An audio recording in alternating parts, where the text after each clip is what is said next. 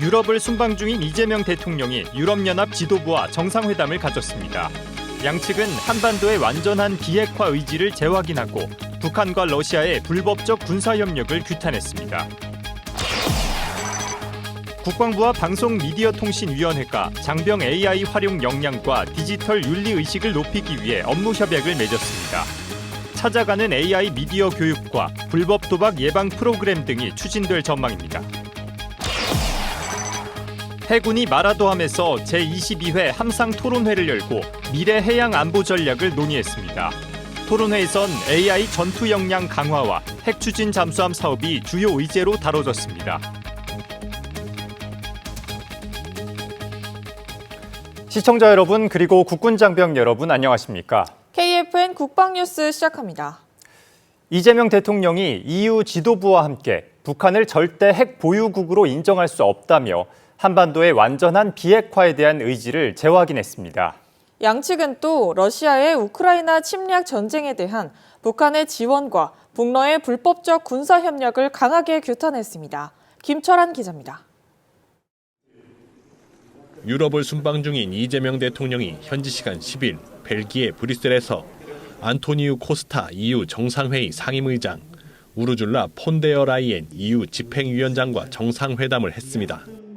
양측은 공동성명을 통해 러시아의 우크라이나 침략 전쟁을 가능하게 하는 제3국의 지원, 특히 북한의 지원을 규탄한다고 밝혔습니다.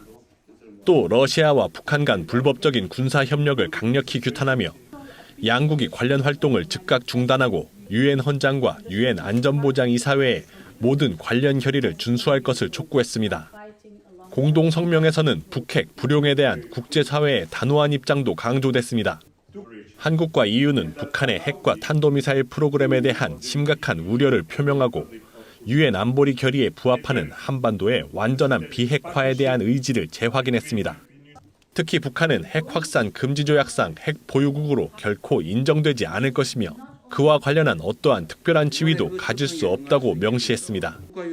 이와 함께 이 대통령은 인도 태평양 지역의 안보와 유럽의 안보가 점점 긴밀히 연계되고 있다며 우리나라와 EU 간 안보 협력 강화를 선언했습니다. 양측의 안보 방위 협력을 강화하기 위해 비밀정보보호협정 체결 협상을 개시하기로 하였습니다. 비밀정보보호협정이 조속히 체결되어 양측이 민감 정보를 안전하게 공유하고 이를 활용한 산업 및 연구 협력 역시 활발하게 진행될 수 있기를 기대합니다. 벨기에에서 바트드 웨브흐 총리와 정상회담을 하고 필립 벨기에 국왕과 면담한 이 대통령은 이탈리아 공군 전투기의 호위 속에 두 번째 방문지인 로마에 도착해 국빈 방문 일정을 시작했습니다. 이 대통령은 현지 시간 11일 오전부터 공식 환영식과 세르지오 마타렐라 대통령과의 정상회담, 공동 언론 발표, 국빈 만찬 등을 진행합니다. 국방뉴스 김철환입니다. 지난 9일 국방부가 국방개혁 세미나를 개최하고 국방개혁 추진 방향을 발표했습니다. 국방 인력을 총 50만 명 수준으로 재설계하고 드론 등 첨단 무인 전력을 대폭 증강해 우리 군을 AI 기반의 유무인 복합 스마트 강군으로 개선하는 것이 골자였습니다. 관련 내용 김효진 기자가 전합니다. 이재명 정부가 추진 중인 2차 국방개혁의 핵심 목표. 바로 전방위 위협에 주도적으로 대응할 수 있는 AI 첨단 과학기술 기반 스마트 정예 강군 육성입니다. 이를 위해 국방부는 지난 9일 2040년을 향한 국방개혁 세미나를 열고 청사진을 펼쳐 보였습니다. 인구절벽이라는 정해진 미래에 맞서기 위해 군의 패러다임을 유무인 복합체계 중심으로 완전히 뒤바꾸겠다는 게 핵심입니다. 가장 먼저 국방인력 구조가 바뀝니다. 상비군과 예비군, 군무원까지 아우르는 국방인력을 전면 재조정해 전체 규모를 50만 명 선으로 줄입니다. 대신 현재 40% 수준에 머물고 있는 간부 비중을 끌어올려 더 전문적이고 날카로운 정예군대 체질을 개선합니다. 줄어드는 병력의 빈자리는 첨단 기술이 채우게 됩니다. 50만 명 규모의 드론 전사를 키워내고 실증 전담 부대를 곳곳에 배치해 유무인 복합 전투의 완성도를 한 단계 끌어올릴 계획입니다. AI 드론 등 첨단 전력, 유무인 복합 이런 능력을 갖고 부대의 그 인구 부족 문제를 어느 정도 커버를 하되 그것만 갖고 다 될 수는 없거든요. 그래서 부대 구조를 완전 편성을 가진 부대 유형과 동원을 해야 되는 부대 유형으로 명확하게 갈라가면서 부대는 오직 전투와 훈련에만 집중할 수 있도록 주둔지 환경을 효율적으로 다듬었습니다.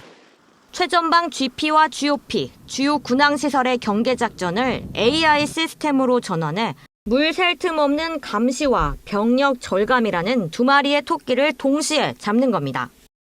치안 성격이 짙은 해안경계 임무는 과감하게 해양경찰로 넘기는 방안이 추진됩니다. 이와 함께 국민 개병제를 바탕으로 한 선택적 모병제 도입을 저울질하는 동시에 보충역 제도는 단계적으로 줄이거나 폐지하기로 했습니다. 동원 예비 전력을 정예화하기 위해 상비 예비군 규모를 오는 2040년까지 5만 명 수준으로 확보할 방침입니다. 3차 국방개혁 세미나는 저희 국방부에서 그동안 작성한 국방개혁에 대한 방향성에 대해서 저희들이 설명을 드리고 또 전문가들의 추가적인 의견을 들으면서 국민들께 소통하는 그런 자리였습니다.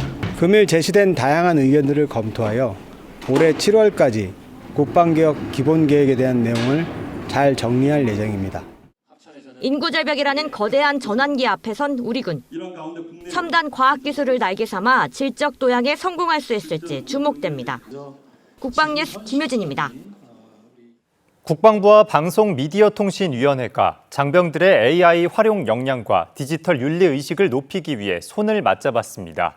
양 기관은 찾아가는 AI 미디어 교육을 확대하고 건전한 디지털 문화 조성을 위한 협력을 강화하기로 했습니다.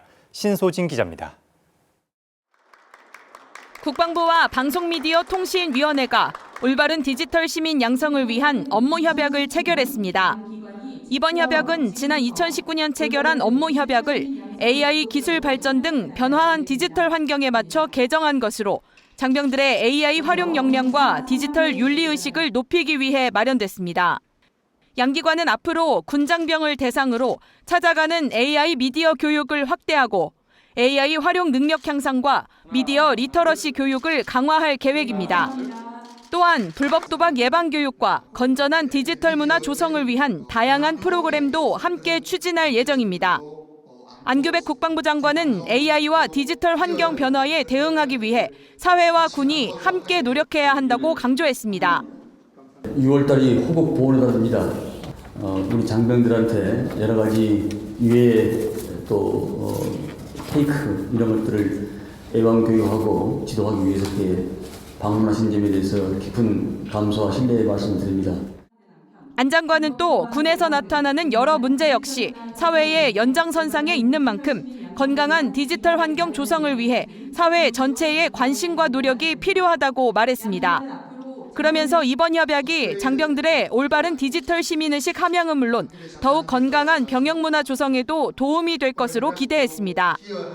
오늘 계기로 우리 장병들이 더욱더 혈기방장하고 또 발랄한 그런 병영 생활이 이루어질 수 있도록 도와준 데서 다시 한번 감사의 말씀을 드립니다.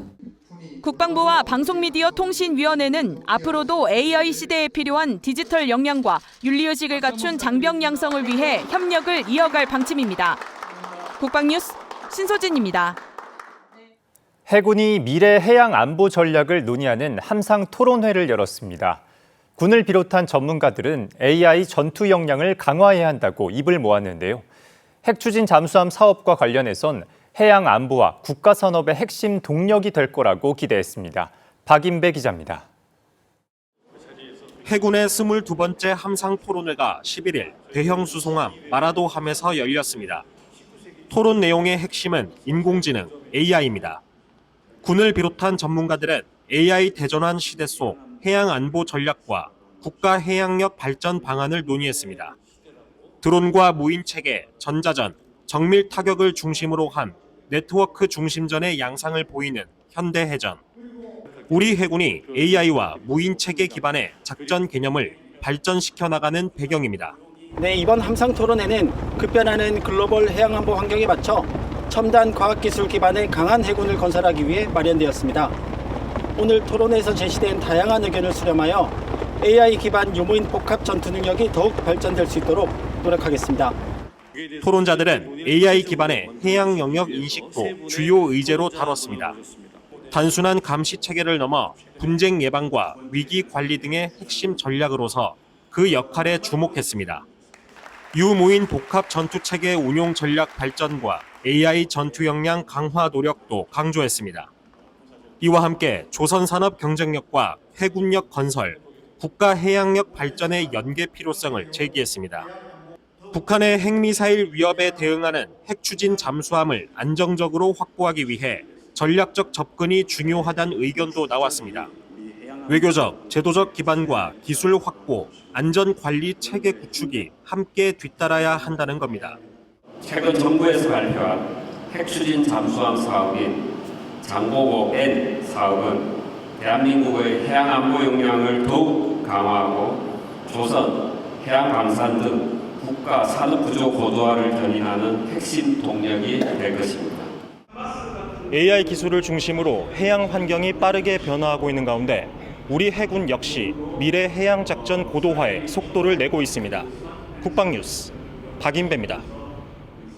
미국과 이란이 군사적 충돌 수위를 높이며 강대강 대치가 격화하고 있습니다.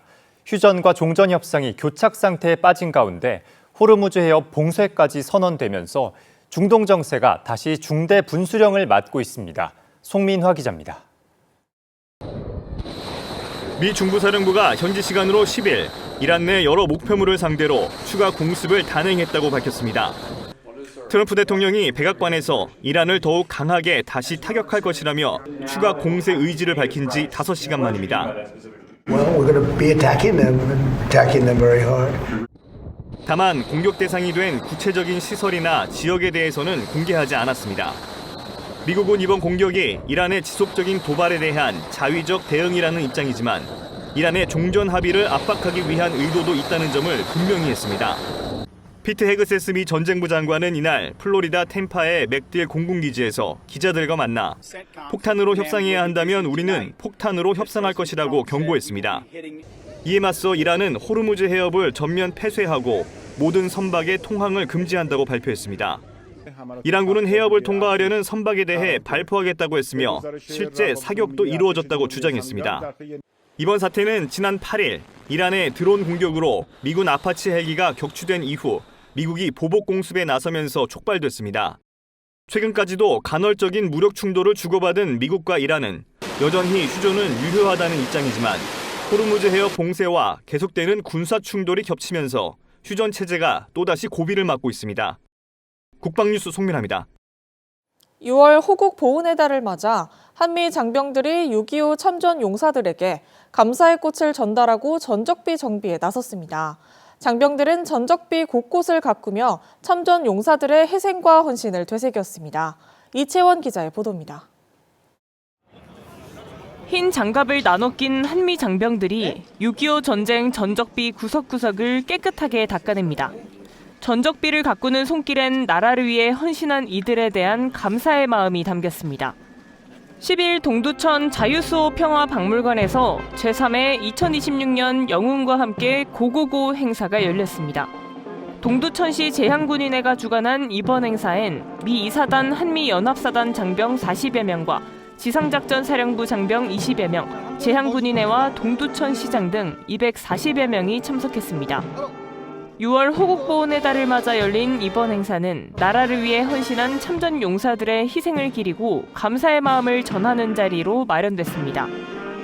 한미 장병들은 참전 용사들에게 카네이션을 직접 달아드리며 존경의 뜻을 전하기도 했습니다.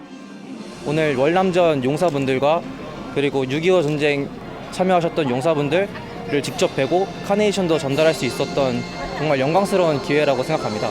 그리고 그분들을 기리는 기념비도 직접 닦으면서 한 번 더 그를 기릴 수 있는 그런 행사였던 것 같아서 더욱더 뜻깊었던 것 같습니다. 참전 용사들의 희생을 기리기 위한 한미 장병들의 진심 어린 참여가 행사에 의미를 더했습니다. 한미 장병들은 함께 전적비 정비를 하며 호국영령의 희생을 기리고 한미 동맹의 가치를 되새기는 시간을 가졌습니다. 국방뉴스 이채원입니다. 육군 21 보병사단 전차대대가 4주 연속 고강도 집중 훈련을 성공적으로 마쳤습니다. 강원도 전역에서 진행한 이번 훈련은 일반적으로 1, 2주 단위로 진행되는 기존 훈련의 틀에서 벗어나 훈련의 연속성과 완성도를 높이기 위해 4주 연속이라는 강도 높은 일정으로 진행됐습니다. 대대는 편지 화기와 장비 숙달을 목표로 이번 훈련을 진행했으며 전 과정에서 안정성과 생존성을 확보한 가운데 성공적으로 훈련을 마쳤습니다. 육군 교육사령부가 첨단 강군 육성과 방위산업 발전을 위해 개최한 국방산업 발전대전이 성황리에 막을 내렸습니다. 지난 9일부터 사흘 동안 대전 컨벤션센터에서 열린 행사에는 200여 개 기관과 기업이 참가해 인공지능과 무인체계 등 미래전장 핵심 기술을 선보였습니다. 교육사는 행사 기간 미래 지상전력 기획 심포지엄을 열어 군사적 활용성이 높은 첨단 기술의 전력화 방안을 논의했으며 군 활용성 간담회와 투자 수출 상담회를 통해 민군 협력 확대에 앞장섰습니다.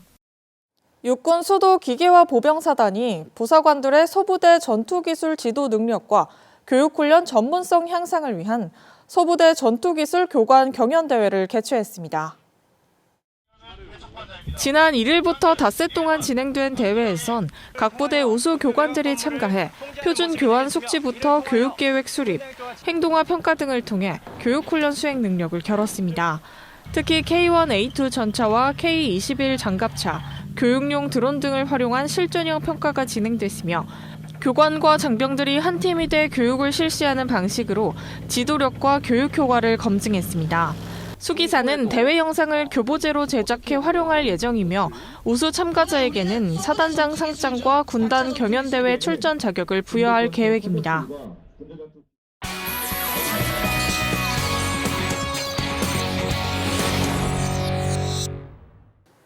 네, 6월은 호국 보훈의 달인 만큼 나라를 위해 헌신한 분들의 희생과 공헌을 다시 한번 되새기게 되는 요즘입니다. 이제 보훈은 단순한 예우를 넘어 의료와 복지, 그리고 일상 속 돌봄까지 아우르는 영역으로 확대되고 있는데요. 그래서 오늘은 윤종진 한국보훈복지의료공단 이사장 모시고 보훈의 현재와 앞으로의 과제에 관해 이야기 나눠보겠습니다. 안녕하십니까? 안녕하십니까? 네, 안녕하세요. 네, 최근 국가유공자들의 평균 연령이 높아지면서 의료 돌봄 수요도 커지고 있는데요. 공단은 고령 보훈 대상자를 위해 어떤 부분을 가장 중점을 두고 지원하고 있나요? 저희들 이제 보훈병원 이용하시는 분들이 대부분 70대, 80대 굉장히 고령이십니다. 그래서 이런 분들이 이용하기 편하게끔 보훈병원을 급성기 서비스, 재활 서비스, 요양 서비스 중심으로 통합형으로 저희들이 제공을 하고 있고요. 그리고 질환도 이제 노인성 질환인 비뇨기 질환이라든가 암 질환, 심뇌혈관 중심으로 저희들이 집중적으로 서비스를 제공하고 있습니다. 그리고 저희들 전국 각지에 8개 요양원을 운영 중에 있고요. 그리고 집 근처에서도 편하게 의료 서비스를 받으실 수 있도록끔 1000여 개의 저희들 위탁병원을 운영 중에 있습니다. 그리고 매년 200개 정도 추가 지정해 나가고 있습니다. 네, 그렇군요. 많은 분들이 보훈병원을 국가 유공자만 이용하는 곳으로 생각하기도 합니다. 하지만 실제로는 일반 국민도 이용할 수 있고 또 군인이나 경찰, 소방관 같은 제복 근무자들에게 진료비 감면 혜택도 제공하고 있죠. 구체적으로 어떤 제도가 운영되고 있을까요? 예, 저희들 이제 한국보훈복지의료공단은 특별법으로 설립이 되었는데요. 그래서 보훈병원은 기본적으로 공공의료기관으로 누구나 이용 가능하시게 되어 있습니다. 현재 일반인 이용률은 한 10% 정도 되고요. 아까 말씀드린 현역 군인이라든가 경찰, 소방 등 제복 공무원 같은 경우에는 저희들 한 30% 정도 감면 혜택을 드리고 있습니다. 그래도 젊은 세대로서는 보훈이 다소 멀게 느껴질 수도 있을 것 같습니다. 공단은 미래 세대와 국민이 보훈의 가치를 자연스럽게 체감할 수 있도록 어떤 노력을 하고 계십니까? 저희들 공단 차원에서는 이제 대학생 대상으로 해서 장학금을 지원한다든가 취업 멘토링 등 청년과 연계된 ESG 사업 등을 통해서 보훈과의 거리감을 좁히려고 굉장히 여러 가지 시책을 추진하고 있고요. 이외에도 보훈 관련해서 저희들 대국민 수기 공모전이라든가 음악회 등 각종 이벤트를 통해서 보훈의 가치가 사회 전반적으로 스며들 수 있도록 노력하고 있습니다. 네, 끝으로 올해 한국보훈복지의료공단이 국민들을 위해서 추진하는 사업을 좀 소개해 주시죠. 차세대 보훈병원 정보 시스템을 금년 내에 완전히 6개 병원에 다 이렇게 도입할 예정으로 있고요. 그리고 엑스레이라든가 MRI 등 각종 영상 판독 관련해서는 상당 부분 많이 활용을 하고 있습니다. 그리고 저희들 서비스도 고객 만족도가 중요하거든요. 그래서 보훈병원 같은 경우에는 저희들 서비스 전달 체계를 완전히 고객 위주로 개편하기 위해서 저희들 외부 용역도 주고 교육도 하고 여러 가지 대책을 많이 강구하고 있습니다. 그리고 아까 말씀드린 것처럼 보훈요양원이 8개소 있는데 여기에도 입소자 맞춤형으로 인지 서비스라든가 재활 서비스라든가 특화 서비스 제공을 위해서 여러 가지 시책을 발굴하고 있다는 말씀을 드립니다. 네, 지금까지 윤종진 한국보훈복지의료공단 이사장과 함께했습니다. 네, 오늘 말씀 감사합니다. 네, 감사합니다. 이어서 오늘의 국방단신 전해드립니다. 병무청이 서울 공군호텔에서 신임 국방무관 등 19명을 초청해 병역제도 설명회를 개최했습니다. 설명회는 오는 8월부터 캐나다와 인도 등 17개 국가에 파견될 신임 무관들의 병무행정 이해도를 높이고 재외국민에게 정확한 정보를 제공하기 위해 마련됐습니다. 육군 3군단이 군단사령부에서 지상작전사령관 주관으로 김종묵 제50대 육군 3군단장 취임식을 개최했습니다. 김 군단장은 사람 중심의 화합과 단결된 부대 문화를 정착시키고 현장에서 승리하는 군단을 만들겠다고 소감을 밝혔습니다. 또 공군에서는 공군사관학교 안중근홀에서 공군참모총장 주관으로 박흥재 제59대 공군사관학교장 취임식을 거행했습니다. 박 학교장은 취임 일성으로 정예장교를 육성하는 출발점인 만큼 탁월한 리더로 성장할 수 있도록 시대적 변화에 부응하는 충실한 교육에 역량을 집중하겠다고 강조했습니다.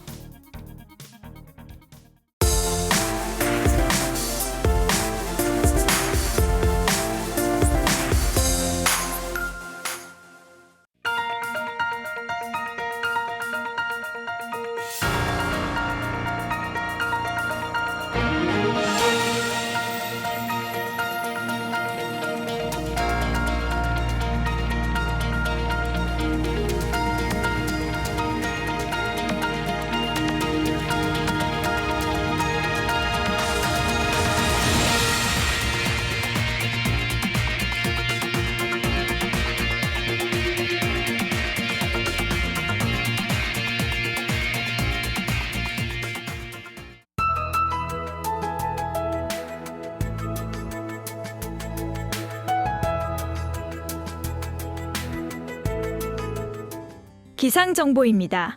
대체로 맑은 날씨가 이어지는 가운데 동부 산악 지역은 오후 한때 소나기가 내리는 곳도 있겠습니다. 자세한 날씨 알아보겠습니다.